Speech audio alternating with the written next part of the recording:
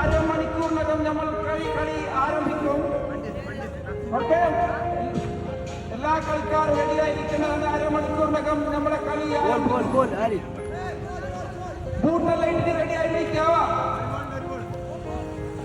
Last ball fly ബ്രദറിന്റെ single മതി. അങ്ങനെ ഓക്കെ, ഓവർ.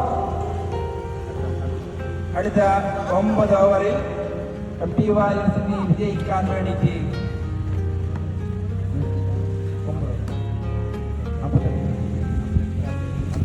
48 പന്തിൽ 62 റണ്ണിന്റെ ആവശ്യം. മുല്ലപ്പുര തീർത്തിട്ട് പറഞ്ഞു. ഓക്കെ,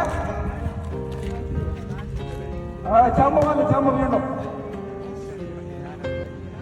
ഒന്നെങ്കിൽ കളി തിരിയും, അല്ലെങ്കിൽ കളിയിലെ തിരിക്കും. അതാണ് നമ്മളെ ചമ്മ.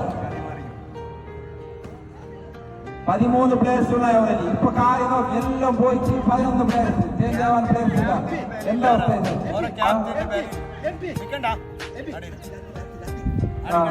കണ്ടവർ അത്തിക്ക് പോയി. അതെങ്ങനെ അത്തിക്ക് പോയത്?